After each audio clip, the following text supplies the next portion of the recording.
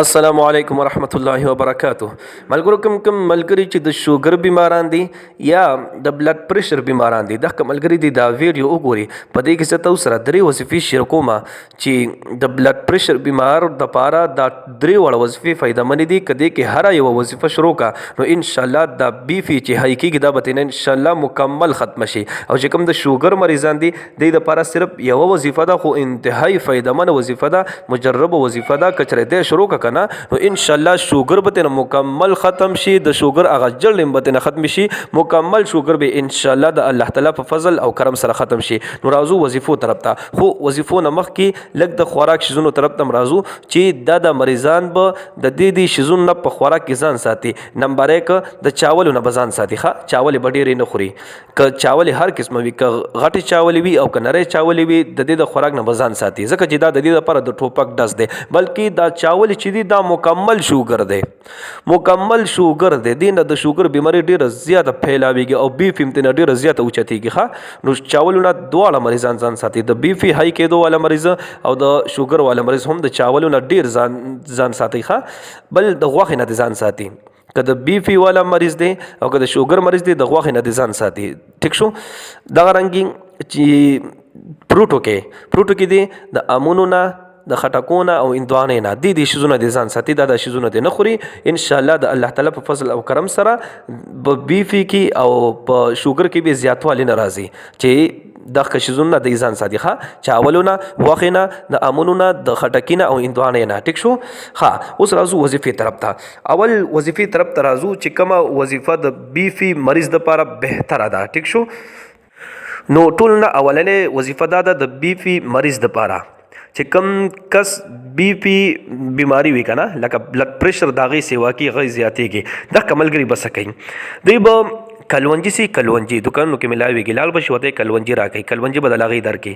نو کلونجی چې تاسو راواله کنه نو دا به سحر او ماخام دا یو آیات ته تویما دا په پای باندې شوف کوي، خو په ټوله کلونجی نه بس یو چمچ به نه راواخلی، یو چمچ کلونجی دا به نه راواخلی کنه او په دې باندې به دا آیات ته تویما ان شاء الله په سکرین هم تاسو ته لیکم.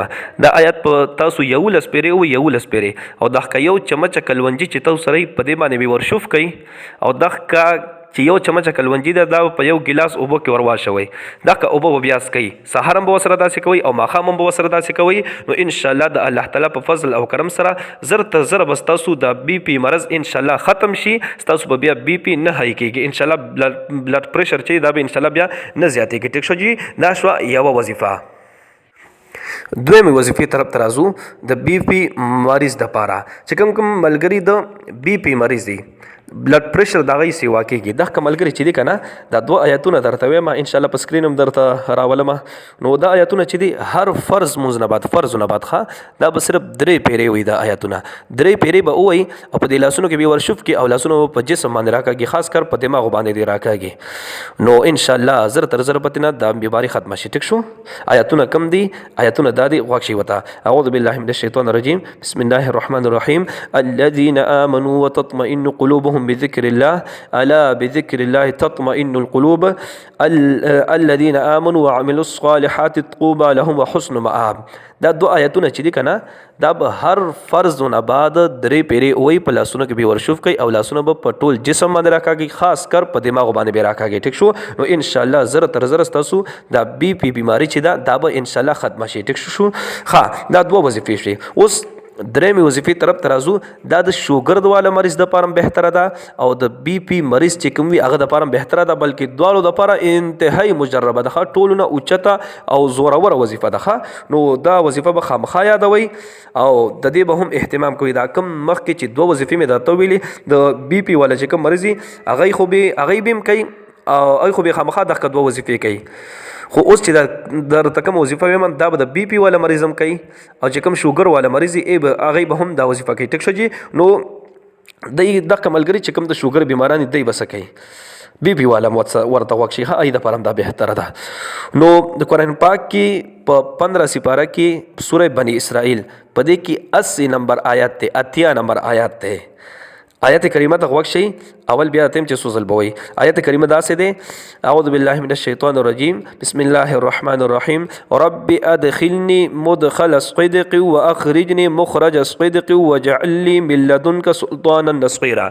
دا آیت کریمه چې ده کنه دا به دونی میاشت مسلسل یاد ساتئ ښه دونی میاشتې مسلسل ناغه به پکې نه کوي دونی میاشتې به مسلسل سحر 3 پیرې او ماښام 3 پیرې سحر هم به 3 پیرې ووایي په اوبو باندې به ورشوف کی او اوبه به بیا اوس کی او ماښام هم به دا آیت کریمه 3 پیرې ووایي په اوبو باندې به ورشوف کی او اوبه به اوس کی خو دونی میاشتې یاد ساتئ مسلسل به دا وظیفه تاسو جاری ساتئ ښه چټي به پکې نه کوئ نو چې که دونی میاشتې مسلسل د شوګر مریض داسې وکړل دا آیت کریمه سحر او ماښام 3 پیرې په اوبو باندې ورشوف کړل او بیا وسکلې او که د بی پي والا داسې وکړله نو انشاءالله که د بی پي مریض وي انشاءالله بی پي جرړې به ختم شي او که د شوګر مریض وي د شوګر جرړې به انشاءالله ختم شي مکمل به تاسو ته صحت کامله ملو شي انشاءالله لکه د ستورو په شان به وچمکاویږئ ټیک شو جی الله رب العزت مو خوشحاله باسته خو دا ویډیو به ضرور شیر کوئ د شوګر مریض ته بیا رسوئ او چې کم د بی پي مریض دی هغې ته به دا ویډیو ضرور رسوئ د الله تعالی د رضا لپاره انسانیت سره د همدردۍ لپاره چې هغې ته صحت کامله د دې وظیفو په برکت سره ملو شي ټیک شي